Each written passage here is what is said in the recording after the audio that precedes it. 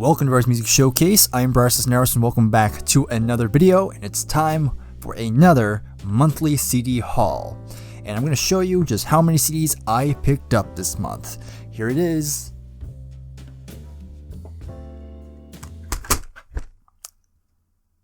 Yeah, that's it. So in total, this is 10 CDs I'm going to talk about. Yes, this is my shortest CD haul throughout this entire year. And the reason being, oh, by the way, these CDs I'm going to talk about are the same ones I showed previously when Steve Harold sent me these. So these are the only CDs I'm going to talk about here, because I actually did not buy any CDs prior to this. Well, actually, that's kind of a lie. Okay, let me explain. So I actually did purchase some CDs. However, I got these after I already finalized my top 50 favorite discoveries of 2024, and I didn't think it would be fair to buy these and and not have them considered. So I will talk about these CDs when we get to the January CD haul. So look forward to that. And that's why you guys stay subscribed and keep following the channel until then. But yeah, I'm only going to talk about these 10. So again, it's going to be kind of brief.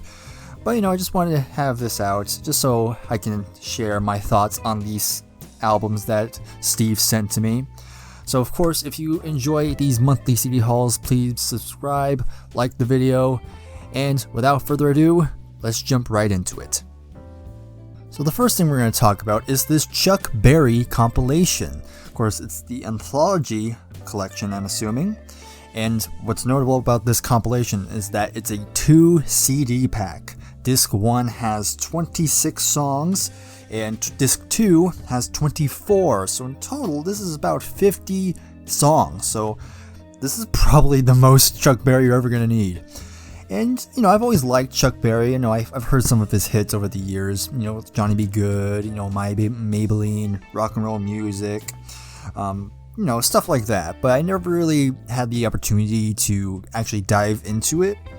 And after listening to this entire thing, I can safely say I am probably a more casual Chuck Berry fan. I like it. Of course, his hits are hits for a reason, but the other songs included, it just didn't really hit me that much. Most of it's kind of bluesy, not so much of that in-your-face rock on stuff like Johnny B. Good, for example.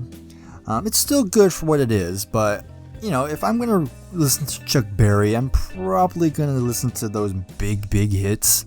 And maybe once in a blue moon I'll re-listen to some of the songs I was not familiar with. But overall, it was fine. But again, I guess I consider myself a casual Chuck Berry fan, and this is probably all I'll ever need out of him. But still, he's a legend, definitely one of the most influential rock icons, and can't take that away from him. But still, pretty good to have in the collection. Next up, we have The Age of Plastic by the Buggles. Alright, so of course the Buggles are best known for their big hit, which is Video Killed the Radio Star. Of course, the first video to be played on MTV when it first launched. And Steve was going to give this away, and I suggested I take it. Because, I wanted to see if they were more than beyond that big hit. And after giving this a listen, you know what? I'll say it. I think this is a pretty strong album. Is it the best album I ever heard in my life? Not really. It's fine. Of course, I already mentioned the big hits. That's a classic for a reason. But there were some other songs I actually found myself really enjoying, like the Plastic Age, which is a very nice kind of new wavy, kind of synth poppy sort of song. Clean's alright. Probably my other favorite song on here is a song called Illustry. I think that's a very, very good, kind of has a more catchier rhythm to it.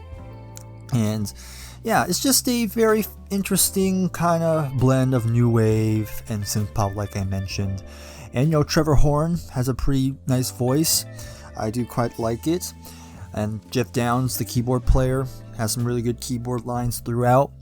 And yeah, it's kind of interesting. It's a very interesting album. I think it's actually probably worth checking out if you're curious.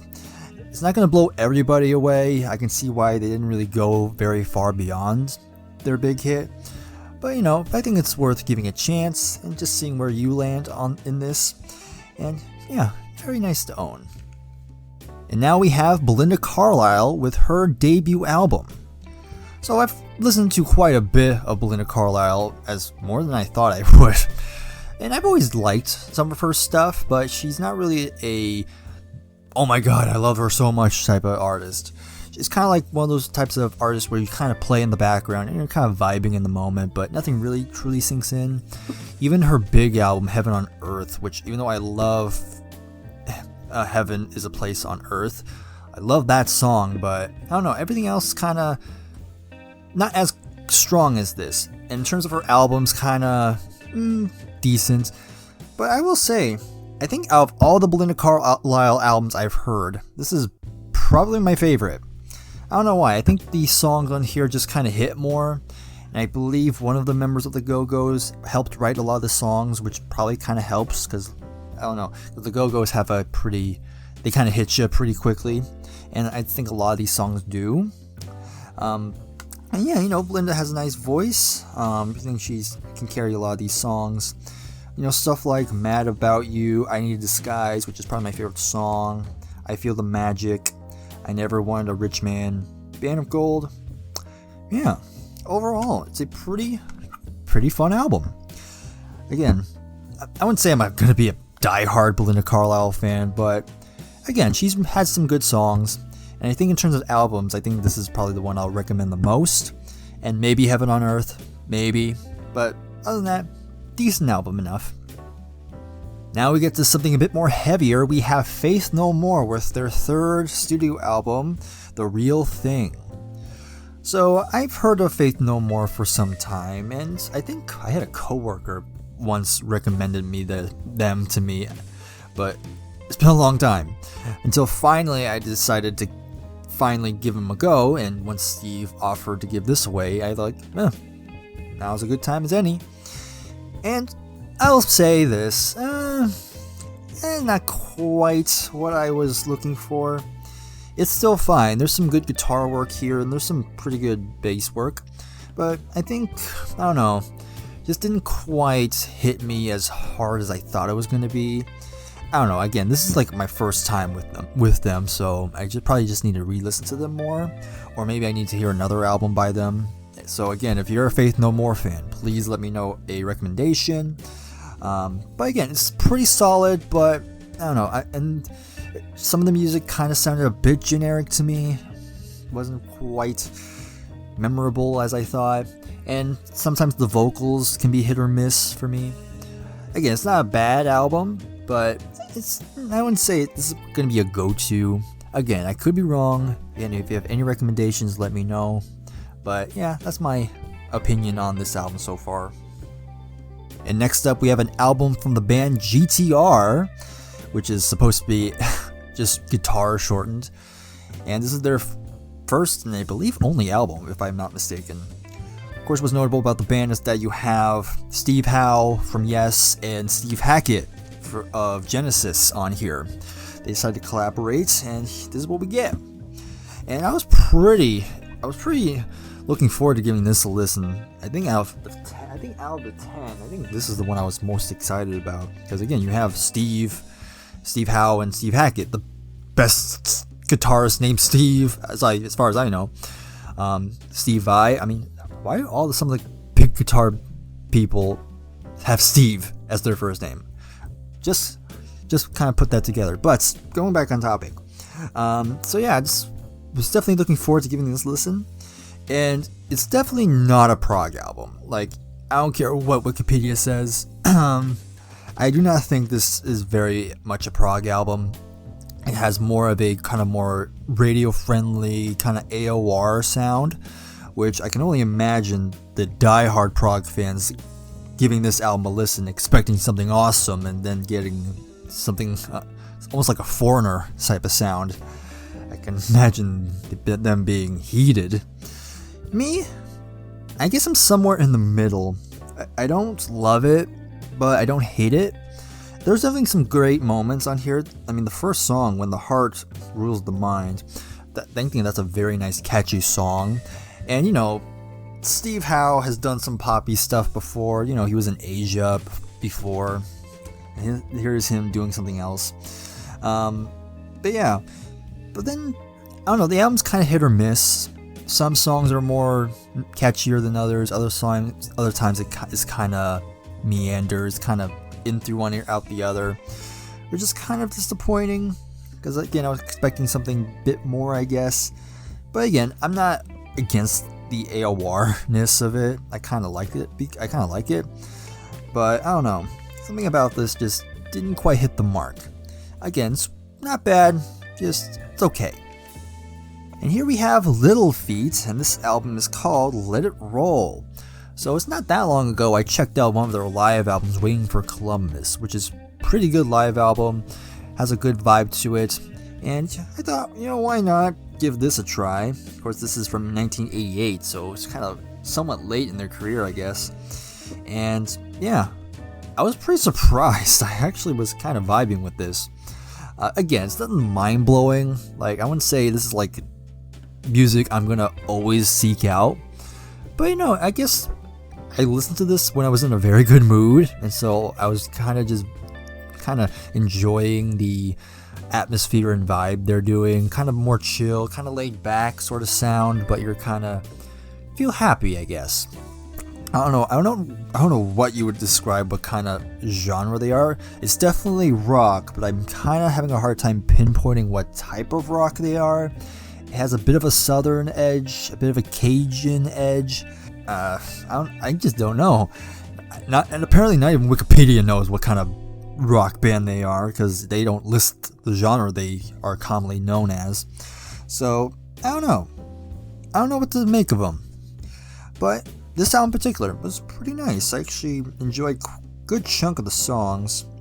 Again, it's probably not going to be for everybody, but hey, you can listen to it and then see for yourself.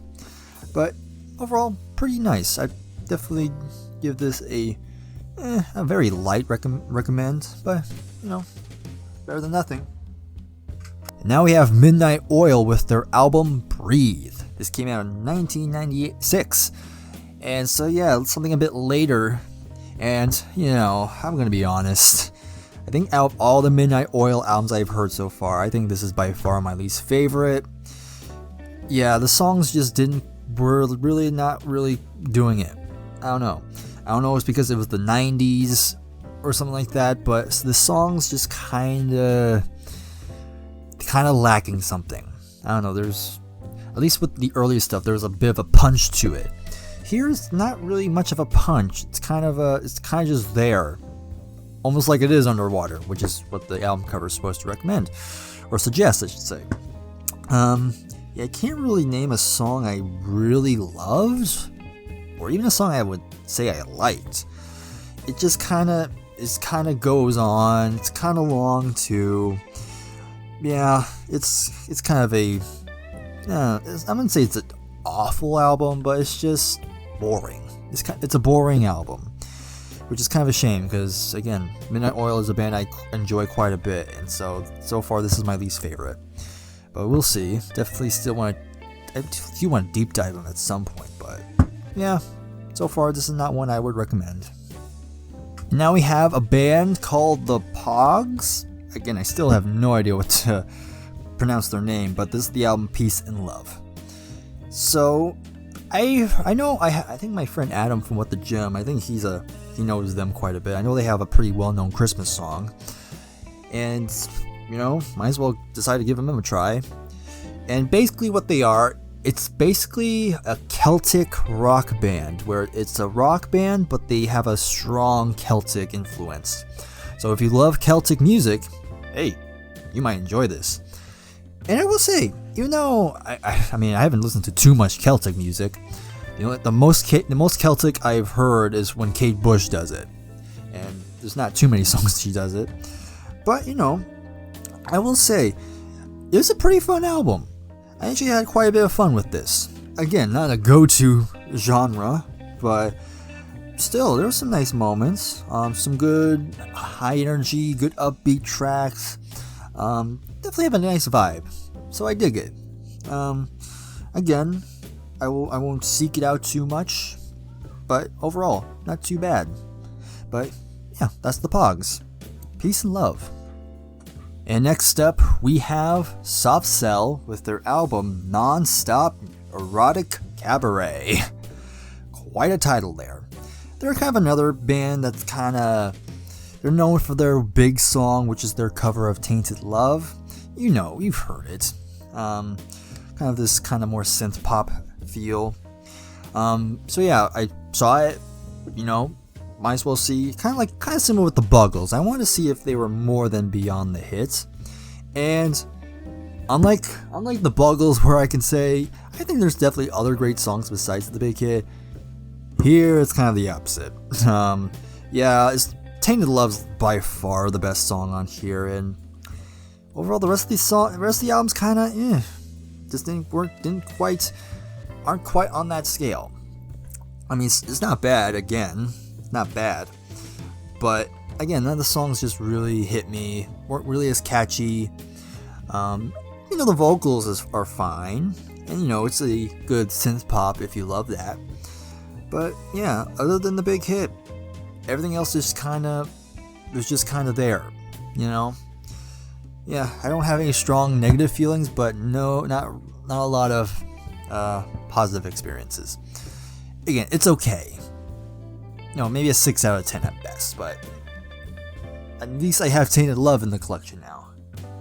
And finally, we have The Breakfast Club soundtrack. Okay, this one's going to be brief, because of course it's the soundtrack. I mean, if you've seen the movie, you already know a lot of the stuff on here. I mean, of course you have Simple Minds with Don't You Forget About Me. We all know that awesome scene. But again, it's the soundtrack to the movie. I mean, if you have not seen the movie, go watch it. I mean, it's one of the 80s classics. So yeah, that's what you want me to say about it. Okay, and that's it. I know it's kind of disappointing to end the year with a pretty small CD haul. That rhymed. But regardless, so Steve, thank you very much for sending me those. I appreciate it. And yeah, overall, some nice stuff. Nothing amazing. But again, I chose them, so it's on me. But anyhow, thank you very much for watching this. If you did enjoy this, then please give it a like. And if you're new, please subscribe to the channel. And of course, as always, you can leave a comment below your thoughts on any of the CDs I showed. And of course, you can share what you picked up this month, especially as we head closer to the end of the year. But that's all I gotta say. Thank you very much again, and I'll see you in the next video. Take care, and goodbye for now.